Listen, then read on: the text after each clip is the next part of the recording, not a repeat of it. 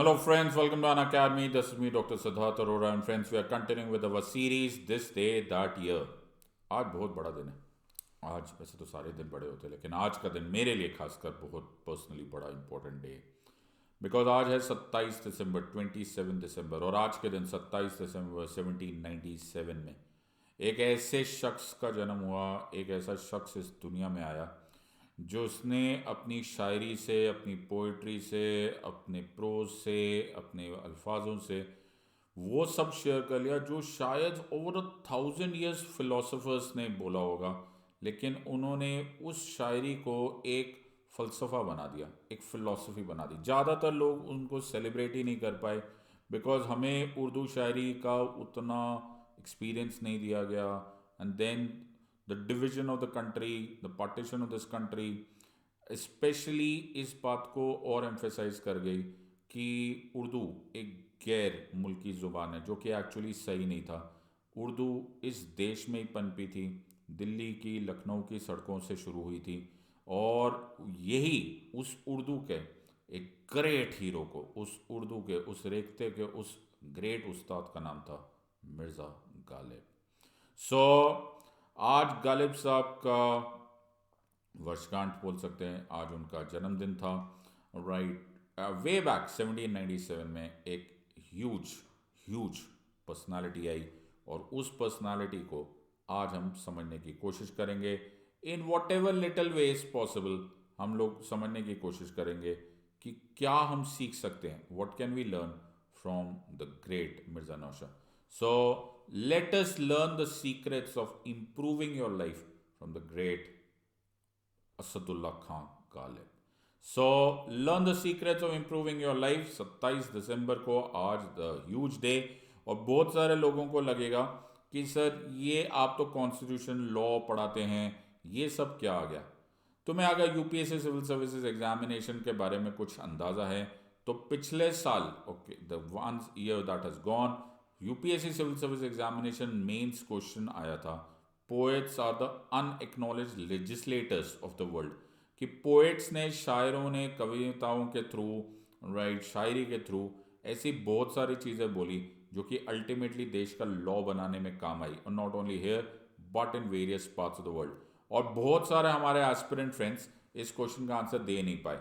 तो अगर तुम्हें लगता है कि शायरी, फिलोसफी, लिटरेचर ये लॉ से बिल्कुल अलग है, अलहदा है, तुम गलत फहमी में हो. As a UPSC civil service aspirant आपको सब कुछ आना चाहिए, थोड़ा थोड़ा लेकिन सब कुछ आना चाहिए.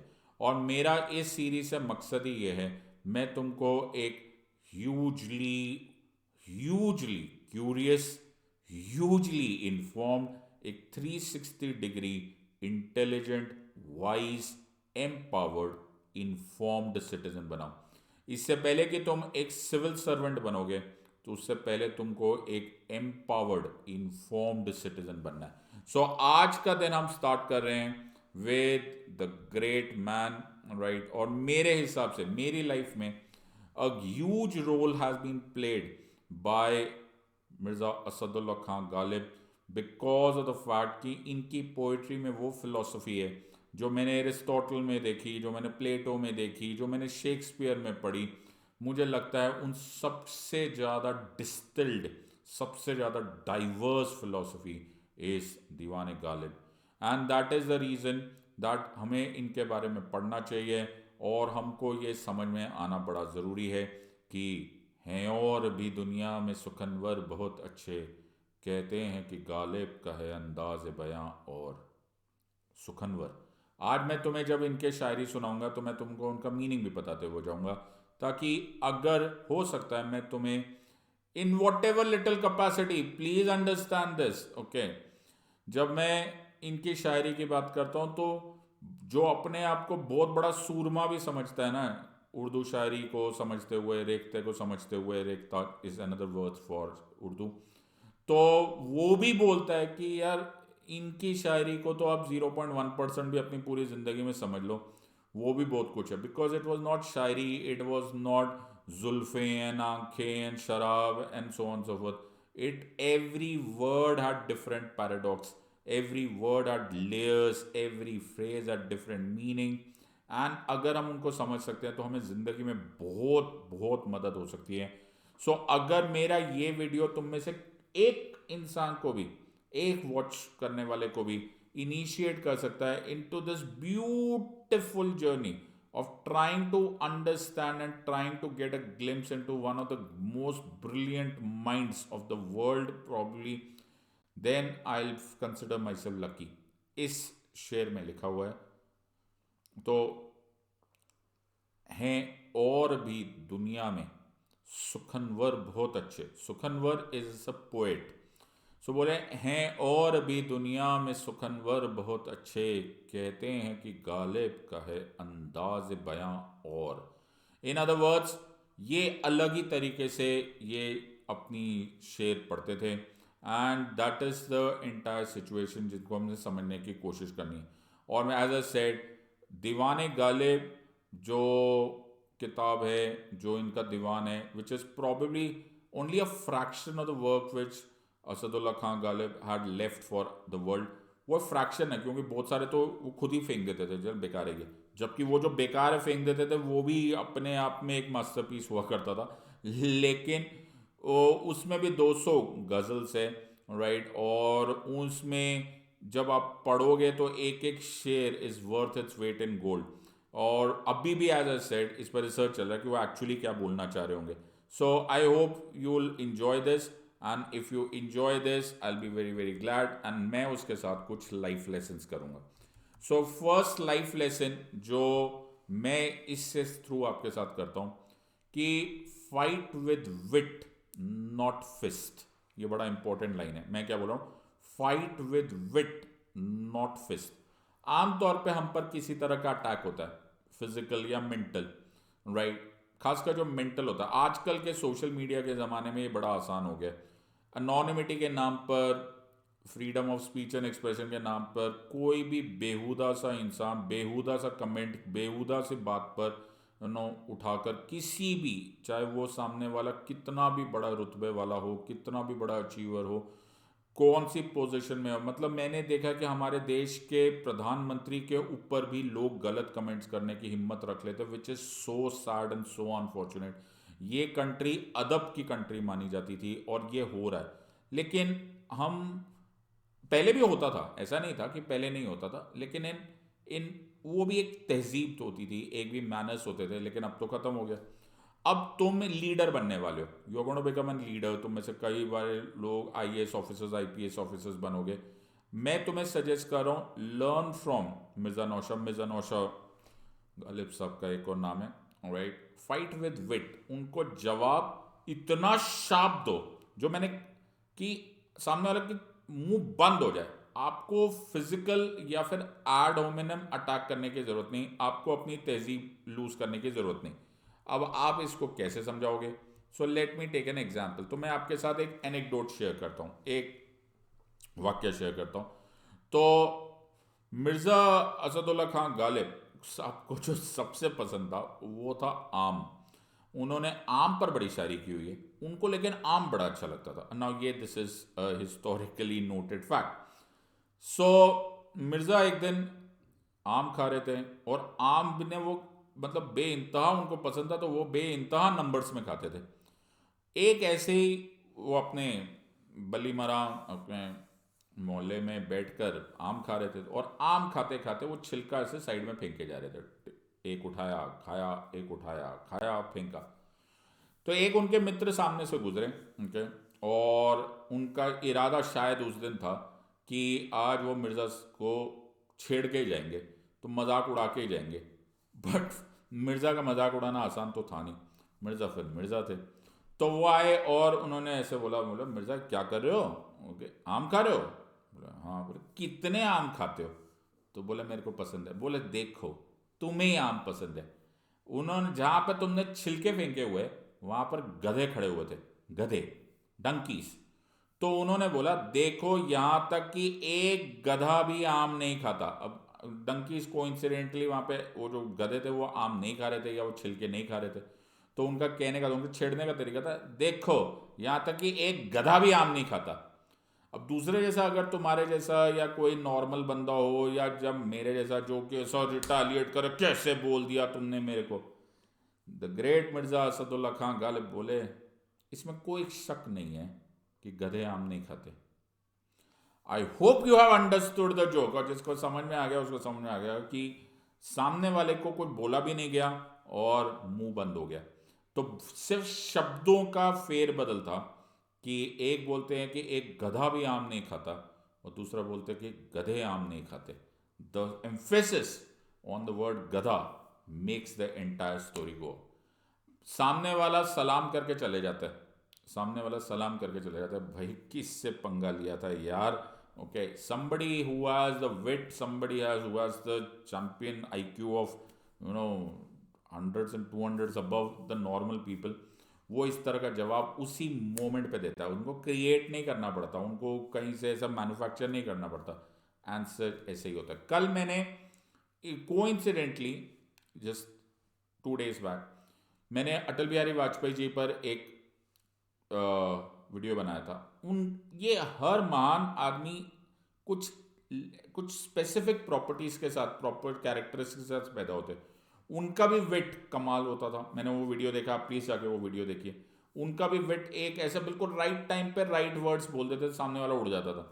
And this is what I think is lesson number 1, जो खासकर आज की दुनिया में बड़ा इंपॉर्टेंट है। कंटेम्प्रेरी इशू के अनुसार ये बहुत ज़रूरी है, बिकॉज आज हमें ऐसे बहुत सारे मौके मिलेंगे और ऐसे बहुत सारे इंसिडेंट्स होंगे जहां पर एड होमिनेम अटैक्स होंगे, जहां पर पर्सनल अटैक्स होंगे, and I think you should be learning from these things. So एक ऐसा वाक्य, एक ऐसा एनेक्डोट तुमको जरूर काम आएगा। दूसरा इज दैट जब हम लोग रेडी करते हैं, जब हम अपना काम करते हैं, तो हमारे बहुत सारे कलीग्स होते हैं, हमारे बहुत सारे कॉम्पिटिटर्स भी होते हैं। देखिए, आप यूपीएससी सिविल सर्विस एग्जामिनेशन दे रहे हैं, तो आपका जो दोस्त है वो एक्चुअली सो कॉल्ड आपका कॉम्पिटिटर ही है, बिकॉज वो आपके साथ ही एग्जाम दे रहे हैं। अगर उसके एक नंबर ज़्यादा हो गए और आपके एक नंबर कम हो गए तो भाई आप ही हार गए। उसी तरह से आप वकील हो तो आपके साथ वाला वकील भी तो देखा जाए आपका प्रोफेशनल पीयर और कलीग होने के साथ साथ आपका कॉम्पिटिटर भी है। ऐसे ही उन दिनों जो शायर होते थे, जो पोएट्स होते थे, उनके बीच में भी बड़ा सीवियर कंपटीशन होता था। ओके, बिकॉज कौन किंग, बिकॉज उन दिनों जो किंग्स होते थे, मोनार्क्स होते थे, एम्पायर्स होते थे, वो सपोर्ट करते थे पोएट्स को। तो कौन राज कवि बनेगा, इन द वर्ड्स कौन जो राजा है उसके करीब बनेगा, किसको कितना नाम मिलेगा, किसका दीवान कितना पब्लिश होगा, and so on and so forth. लेकिन अब एक तरह से वो आपके कंटेम्प्रेरी भी है, जो आपके साथ वाले शायर हैं, और एक तरह से वो आपके दोस्त भी हो, because they are your contemporaries also. So आज हमें मिर्जा की जिंदगी से ये भी सीखने को मिलता है कि रिस्पेक्ट योर पियर्स, आपको उनके साथ पियर्स को रिस्पेक्ट भी करना है। तो लेकिन जो इंपॉर्टेंट पॉइंट है कि इसका कतई मतलब नहीं है कि आप चापलूस हो जाओ, और इसका बिल्कुल कतई मतलब नहीं है कि आप फ्लैटरी के चक्कर में अपने आप को भूल जाओ। Respect yourself too. अब ये बड़ा कमाल का कॉम्बिनेशन बताया सर आपने, अजीब सी बात बता दी। कैसे मैं सामने वाले की भी रिस्पेक्ट कर सकता हूं और अपनी भी रिस्पेक्ट कर सकता हूं? ये बातें मैं क्या समझाऊंगा, आज मिर्जा की जिंदगी से सीख लेते हैं। Alright, and let us try and understand this part. तो अगर तुम्हें मैं कुछ एग्जांपल्स दूंगा, तुमको ये रियल एग्जांपल समझ में आएंगे। तो मिर्जा असदुल्ला खान गालिब के ज़माने में बहादुर शाह जफर का, मुगल एम्परर का समय चल रहा था, और बहादुर शाह जफर खुद भी एक अच्छे जाने माने शायर थे। ही was a great supporter of poetry also. और उनके दरबार में कुछ जाने माने शायर हुआ करते थे, जिनमें से एक थे मोमीन साहब। तो तुमने कभी सुना होगा, पता नहीं, आई डोंट नो तुम्हारी पोएट्री में क्या है, लेकिन उनका एक बहुत जाना माना शेर है। उन कहते हैं, तुम मेरे पास होते हो गोया जब कोई दूसरा नहीं होता। ये बड़ा पैराडॉक्सिकल शेर है। वो बोले कि तुम मेरे पास होते हो जब, या फिर एज इट वर, जब कोई दूसरा नहीं होता। ये बड़ा कॉम्प्लिकेटेड है कि मैं अकेला बैठा हूं तब तुम मेरे पास हो या नहीं हो, जब कोई दूसरा नहीं होता। तो it is a very difficult concept to understand कि मैं जब तुम्हारे साथ होता हूं तो क्या मैं तुम उसको दूसरा बोलोगे कि नहीं बोलोगे। आई होप यू अंडरस्टैंड। इसको थोड़ी देर बोलो, तुम मेरे पास होते हो गोया जब कोई दूसरा नहीं होता।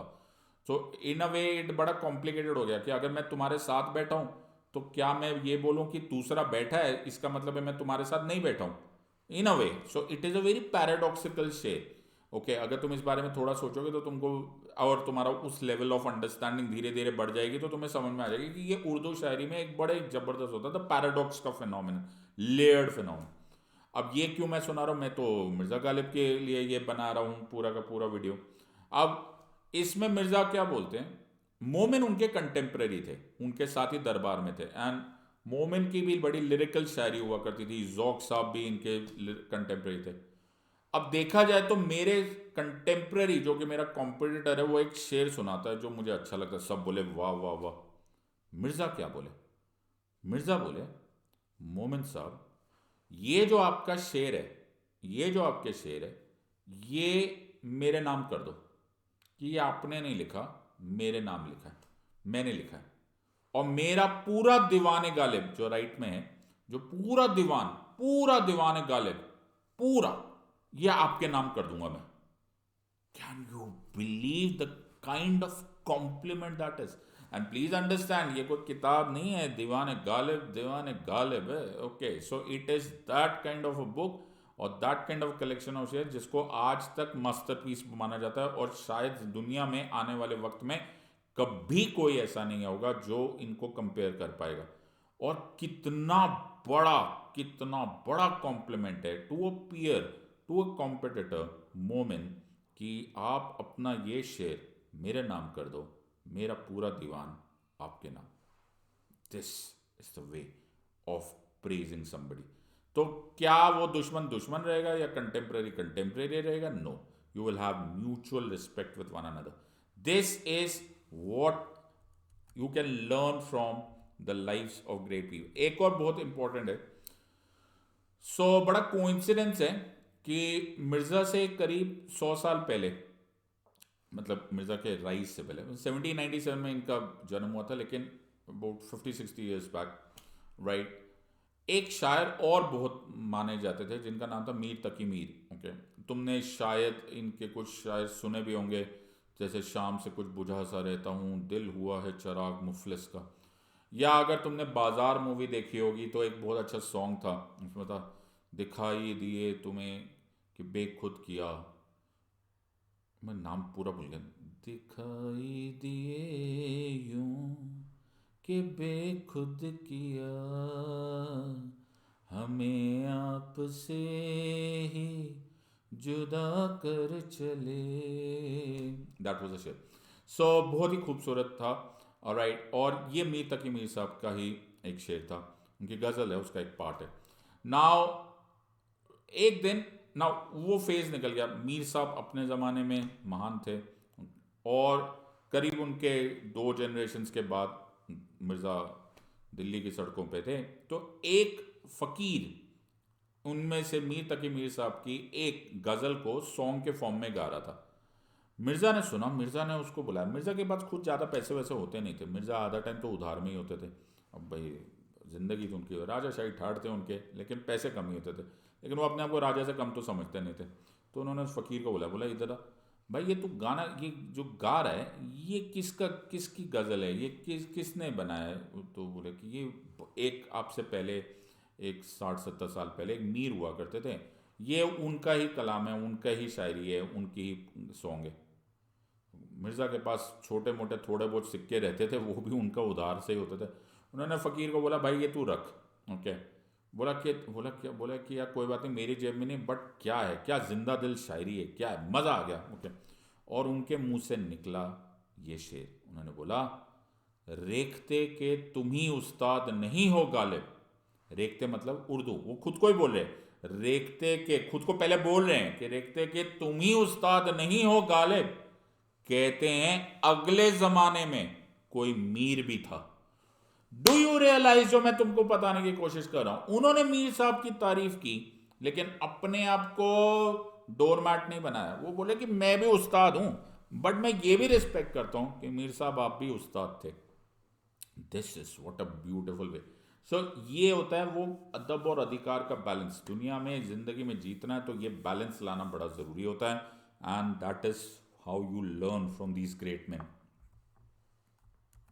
एक और इंपॉर्टेंट बात है कि जब हम ये सारी बातें बोलते हैं ना, तो हमको बड़ा अजीब लगता है। जैसे तुम जीनियसेस के बारे में बोलोगे ना, तो जीनियसेस को जो ना बड़े अजीब से व्यवहार करते हैं, और they are on the edge जीते। अगर जैसे तुम ऐसे मूवीज देखते हो, मैं मूवीज का एग्जांपल देता हूँ, जैसे टॉप गन मूवी देखते हैं, तो हम लोग टॉप गन मूवी देखी, अगर तुमने नहीं देखी तो देखना। तो उसमें दिखाया कि जो मैवरिक है, जो टॉम क्रूज है, वो प्लेन ज़्यादा स्पीड में चला रहा है, वो टेढ़े मेढ़े ज़्यादा एक्रोबैटिक्स करे। They try, they just manipulate, और दे मैनुपुलेट नहीं, they go on the edge of the rule book. Okay, तोड़ते नहीं है, बट वो रूल बुक्स को इतना सीरियसली नहीं लेते। ये करना मत। क्या हो गया? ये मत करना कि तुम जो ये जीनियसेस करे वो करो, until unless you become an expert at your job. जब तक, तो एक बहुत इंपॉर्टेंट बात है, जब तक तुम्हें एक एक चीज आ ना जाए, तब तक 1+2, 2+3, 3+4 करते रहना। Play with the game, play with the play book only when you know your work very very well. तो सम पीपल, तो आपने कभी कभी नोटिस किया होगा, जो बड़े बड़े सिंगर्स होते हैं, राइट, वो कुछ अलग ही बीच में गाना गाने लग जाते हैं, और जो नॉर्मल लोग होंगे ना, वो बोलेंगे यार ये तो कुछ अलग ही था, ये तो सारेगामा पधानीसा से कुछ अलग है। जब तक you don't become an expert, don't play with this fire, and that is why it is incumbent upon you that you know your job very very well. Learn, आज से ठान लो to become the best in your field, तब मजा आएगा।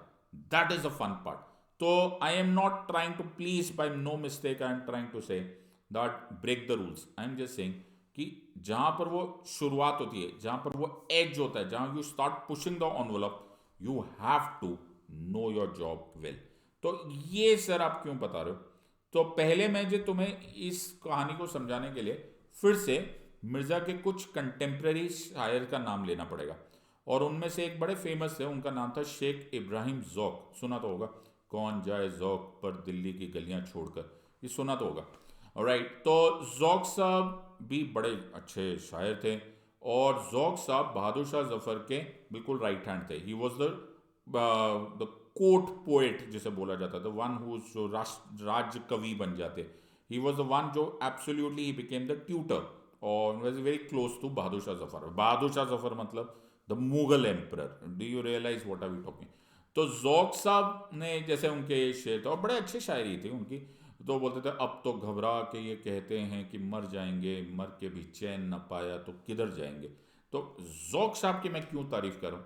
अब मिर्ज़ा के पास हमेशा पैसे की कमी रहती थी, मिर्ज़ा को हमेशा ही उधार, मिर्ज़ा बड़े शराब में डूबे, कर्जा, उनको बड़ा मज़ा आता था, जुआ खेलना बड़ा आता था, सारी तफरी आते थे, लेकिन ही वॉज अ बॉर्न जीनियस। और मिर्ज़ा को हमेशा पैसे की कमी थी, उनको सारी पूरी ज़िंदगी तो वो अंग्रेज़ों से और पेंशन की लड़ाई लड़ते रह गए। उनको पेंशन ही नहीं मिली, उनके फादर के जो पेंशन आनी थी वो ही नहीं आई थी। सो वो भी एक कंटेम्प्रेरी टाइम था। He had actually met William Bentinck at that time, the governor general of India. He went to Calcutta at that time कि मेरे को पेंशन दे दो, and that is a different story, किसी और दिन सुनाऊंगा मैं। नाउ ज़ौक साहब लेकिन पैसों में ठीक ठाक थे, और उनके ऐसे उल्टे सीधे शौक भी नहीं थे जैसे मिर्ज़ा के। तो मिर्ज़ा तो मज़े वाले शौक ज़िंदगी जी रहे थे। सो एक दिन ज़ौक साहब ना, थोड़ा बहुत तो गुस्सा आता ही है कि यार ज़ौक साहब को मिल रहा है इतना कंटेम्प्रेरी, इतना पैसा, इतना नाम रुतबा, और मिर्ज़ा को मालूम था कि शायरी में उनका हाथ पकड़ने वाला कोई है नहीं, मिर्ज़ा मिर्ज़ा है।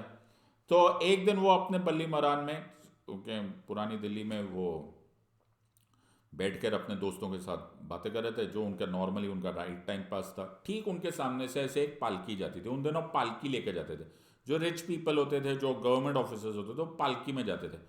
तो मिर्ज़ा वहाँ पे देखे, और ज़ौक साहब उसमें बैठे हुए थे।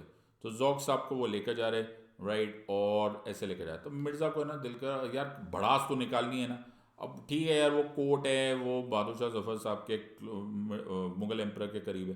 तो उन्होंने बोला ऐसा, जैसा ठाके मार के अपने दोस्तों के साथ बोले ना, बोला हुआ है शाह का मुसाहिब फिरे है इतराता। हुआ है शाह का मुसाहिब फिरे है इतराता, मतलब शाह मतलब राजा, मुसाहिब मतलब जो उनके कॉन्फिडेंट बनता है, जो उनको पटा के रखता है, जो उनको खुश रखता है, ओके, जो उनके हाँ में हाँ मिलाता है, ओके, समथिंग लाइक दैट, पाली। तो बोला हुआ है शाह का मुसाहिब, मतलब वो ज़ौक को बोला है अबे ये शाह का दोस्त हो गया, इसलिए इतरा इतरा के चल रहा है। ज़ौक साहब ने ये बात सुन ली। अब ये करीब करीब जैसा आज के ज़माने में कंटेम्प्ट ऑफ कोर्ट होता है या कंटेम्प्ट ऑफ द हाउस होता है ना, ऐसा ही होगा। जॉक साहब का he was an officer of the court so to say. तो उन्होंने गए और वो वहाँ पर जाकर उन्होंने बोला कि इसकी कंप्लेंट करता हूँ, इसने ऐसे कैसे मेरी गली के सामने, मतलब गली में पूरे सब लोग मेरे पर ठा के मार के हंस रहे हैं, दिस इज नॉट डन। सो उन्होंने जाके कंप्लेंट कर दी, और कंप्लेंट कर दी तो भाई ये तो फिर गड़बड़ है ना। तो ही वॉज सम्मन, मिर्ज़ा को सम्मन किया गया कि कोर्ट में आओ। तो मिर्ज़ा बोले मैंने को कुछ किया ही नहीं। बहादुर शाह जफर ने बोला आपने ये बोला नहीं था कि हुआ है शाह का मुसाहिब फिरे है इतरा था। बोले महाराज यू नो ये तो गड़बड़ है। जौक साहब ने मेरी लाइन ना आधी सुनी थी, ओके, पूरी बात तो सुनी नहीं। अब प्लीज अंडरस्टैंड, पोएट्री मजाक नहीं होता। ये पेन, ये जो ट्रकों के पीछे लिखा होता है ना, ये नहीं होता। इसमें वेट होता है, इसमें मीटर होता है, इसमें टेक्निकल रिक्वायरमेंट्स होती है।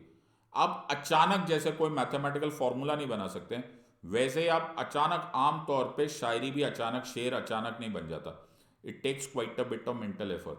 लेकिन मिर्ज़ा थे, मिर्ज़ा ने उसी टाइम उस प्रेशर सिचुएशन में बोला कि मैं तो पूरा का पूरा शेर बोल सकता हूँ। पहला है हुआ है शाह का मुसाहिब फिर है इतराता।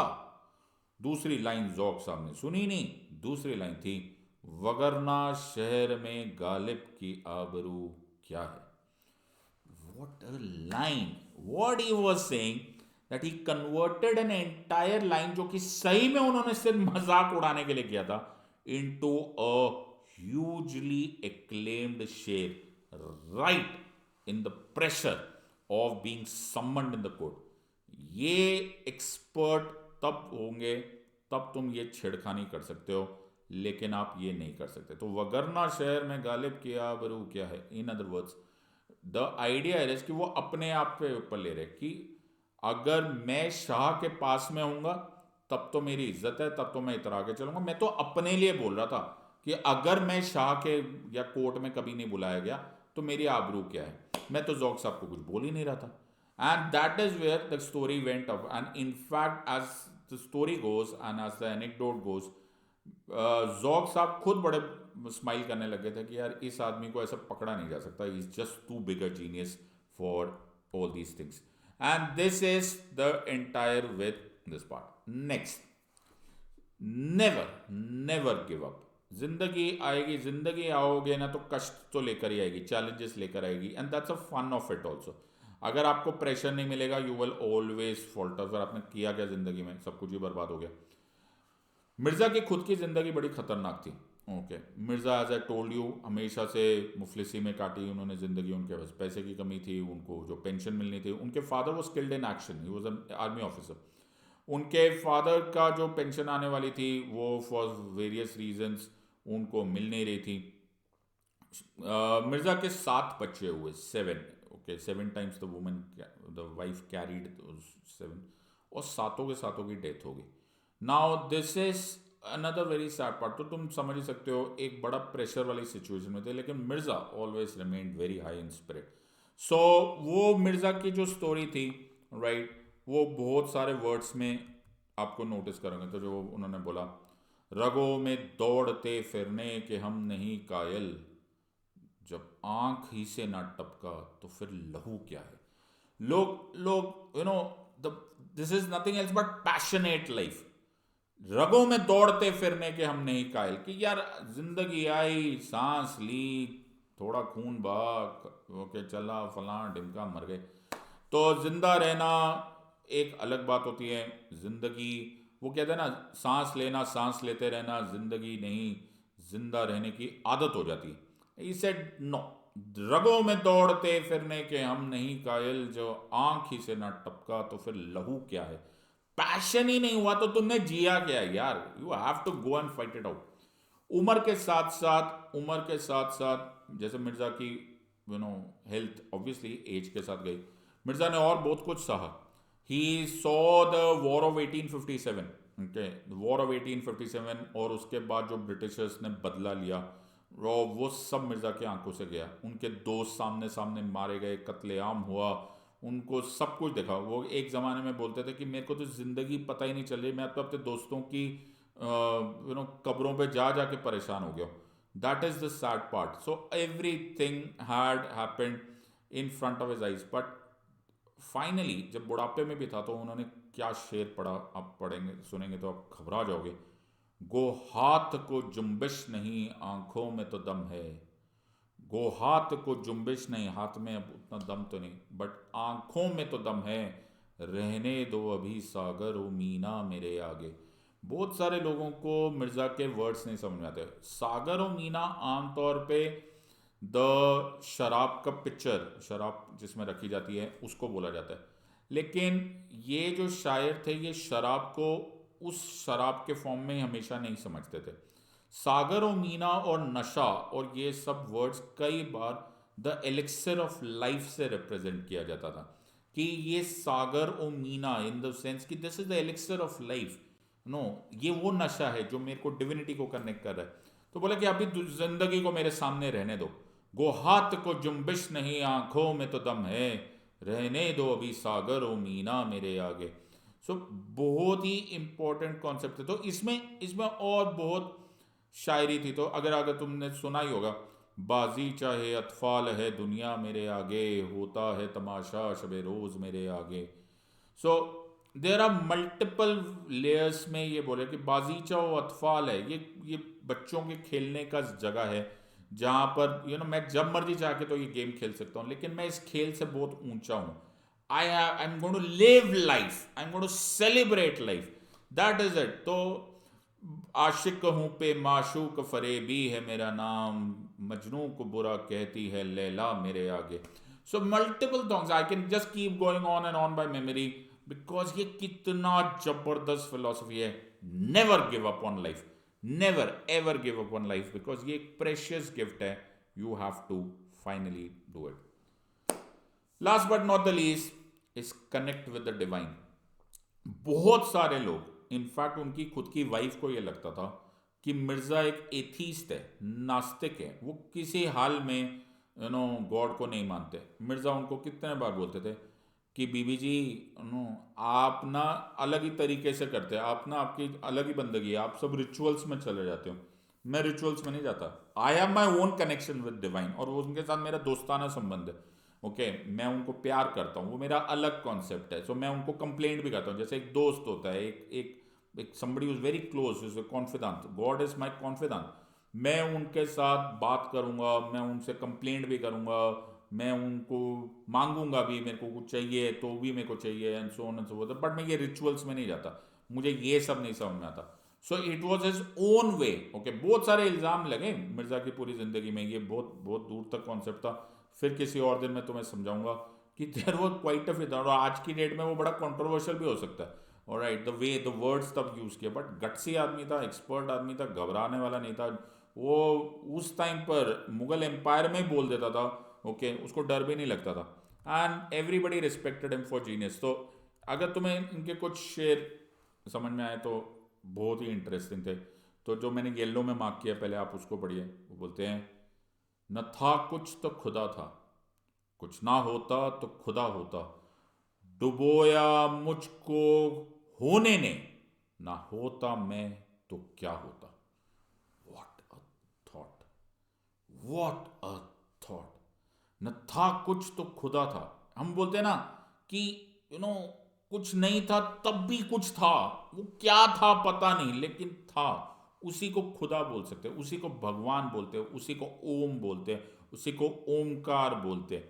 देखो कितने अच्छे से उन्होंने बोला, कुछ ना होता तो खुदा होता. अगर हम ना भी होते तो वो डिविनिटी तो है ही ना. डुबोया मुझको होने ने. मैं क्यों फंस गया हूं मालूम है? क्योंकि मेरे को मेमोरी आ गई, मुझे ईगो आ गया, मुझे आईडी आ गया, आइडेंटिफिकेशन. ओहो, मैं हूं, इसीलिए कुछ हो रहा है. अरे भैया, तू 50 60 70 साल जीने वाला है. ये कायनात कब से बनी हुई है, तेरे बाद भी रहेगी, तेरे पहले भी रहेगी. ना होता मैं तो क्या होता. What a thought about. And then he said that famous शेर जो लोगों ने यूज किया but did not understand that he was talking about divinity himself. हमको मालूम है जन्नत की हकीकत, लेकिन दिल के खुश रखने को गालिब ये ख्याल अच्छा है. हाँ, व्हाट अ थॉट कि यार ये जन्नत कहीं ऊपर जाके नहीं मिलने वाली भाई, कोई जन्नत नहीं है, जन्नत यहाँ है। ओके, दोजख यहाँ है, स्वर्ग यहाँ है, नर्क यहाँ है। You have to live life like जन्नत। You have, this is the opportunity, the choices you have to make it right now. क्या वो नमरूद की खुदाई थी? Most people don't know a bit of this. Nimrod was a very tyrannical king. Okay, अगर आप कभी इनके history के बारे में पढ़ोगे तो he was a very tyrannical king. वो बड़े अंतहीन उसने वायलेंस किया था, दुख दर्द फैलाए थे। तो बोलते क्या वो नमरूद की खुदाई थी, बंदगी में मेरा भला ना हुआ। What a thought, what is he saying? मैंने क्या बोला, इनका भगवान के साथ, डिवाइन डिविनिटी के साथ एक आपसी बातचीत का संबंध था।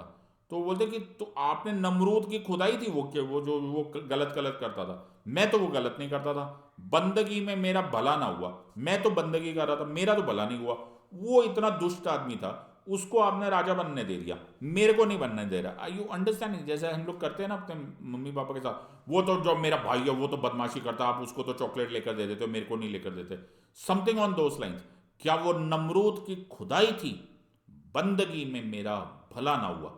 तो एक तरह से आपको ना गुस्सा आ रहा है, ऐसा लगेगा कि मिर्जा है ना थोड़े से गुस्से हो रहे हैं, क्या यार ये कोई बेकार है यार, ऐसे होता है, मैं नहीं मानता।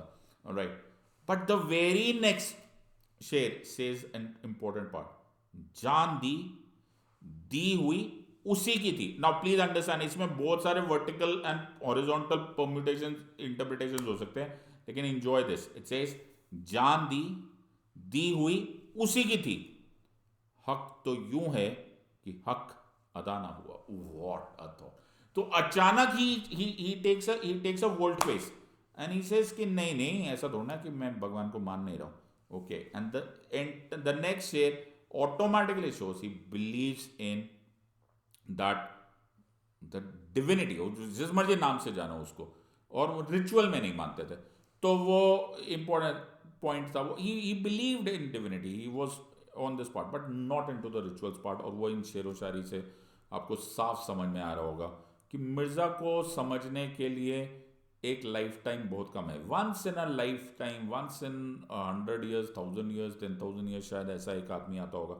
तो हुई मुद्दत की गालिब मर गया पर याद आता है, वो हर एक बात पे कहना कि यूं होता तो क्या होता। What a thought, yeah, what a thought. Just imagine and learn from this great man and live your life. Live your life. That is a very important part. Live your life. अपनी जिंदगी जियो। That's a very important concept on this part. थोड़ा वक्त आए हैं, आके चले जाएंगे, कुछ कंस्ट्रक्टिव करो, कुछ करो, किसी का भला करो, make it big, dream big, think big, act even bigger. Right, दुनिया में कोई आदमी जो छोटा सोचता है वो बड़ा नहीं हो पाता। बड़ा सोचो, huge. Live your life in capital bold letters, live your life. This is what Mirza tells you. So हम लोग हर चीज़ में दुखी होते हैं। जब हम छोटे थे तो हमारे हाथ में एक टॉय नहीं आता था तो हमें लगता था दुनिया बर्बाद होगी। थोड़े बड़े हुए, ओके, हमारी ज़िंदगी का इश्क मोहब्बत शुरू होता है, उन्होंने एक बार ठीक से मुड़ के नहीं देखा तो दुनिया बर्बाद हुई। फिर बोले नौकरी मिल जाएगी, नौकरी नहीं मिली, या थोड़े टाइम बाद मिली तो दुनिया बर्बाद हो जाएगी। ये ख़त्म ही नहीं होती। हज़ारों ख्वाहिशें ऐसी कि हर ख्वाहिश पे दम निकले, बहुत निकले मेरे अरमान लेकिन फिर भी कम निकले। निकलना खुल्द से आदम का सुनते आए हैं लेकिन, ये इंपॉर्टेंट थॉट है। ये भी देखो कितनी अच्छी तरह से हिस्टोरिकली, आप बोलते हो कि शायरी कितना इंपॉर्टेंट नहीं होता, कितना इंटेलिजेंस चाहिए होती है। खुल्द इज द जन्नत, the point here is Adam is Adam. Adam को अपरेंटली गॉड ने नीचे भेजा था कि भैया ढंग से आ जाइयो, लेकिन एडम ईव के चक्कर में पड़ गया। फिर बोलते कि it was a very embarrassing thing for God to let Adam back in to the जन्नत। तो उनको बाहर से निकाला गया, चल बाहर निकल यहाँ से। तो ऐसे स्टोरी है, it goes like this. So it goes, निकलना खुल्द से आदम का सुनते आए हैं लेकिन, मतलब कितना एम्बैरेसिंग होगा कि गॉड्स ओन चाइल्ड गॉड ने खुद बाहर निकाला था। ऐसे अपेरेंटली स्टोरी है। Look at the connection, look at the comparison. निकलना खुल्द से आदम का सुनते आए हैं लेकिन, बहुत बेआबरू होकर तेरे कूचे से हम निकले। मतलब उससे भी ज़्यादा बेआबरू, या उस कंपैरिजन में आबरू, बेआबरू हो गए जब हम तेरे कूचे, तेरे घर से निकले। Can you imagine this part? So look at life and look and understand. You तुम एक ऐसी गजल सुन लो, एक ऐसे शेर पकड़ लो, तुम्हारा पूरा दिन कट जाएगा just thinking, and every time it will bring new layers, new understanding of life. So in this limited period of time जो मैं आपके साथ शेयर करना चाहता था वो यही है, right. I hope you go into a journey, you enjoy this, read poetry, read not only Mirza but also Mir Taqi Mir, Momin, there are hundreds and countless shayars, तुम ढूंढोगे तो तुम्हें बड़े आराम से मिल जाएगा, but and enjoy this, it will make you a wiser person, it will make you a more complete person, it will make your brain think, and it will make your heart feel. So I hope you have enjoyed this, and finally, एक announcement. You want to join me on my plus classes? I'll be very, very happy to teach you. I know what is called 24 karat rock solid preparation. I will teach you. I will give you a realistic chance of cracking this exam. Use the code SEDLIVE and join this. I'll be very, very happy to teach you. In the words of Unacademy, let's crack it. Until next time, God bless, thank you, and Jai Hind.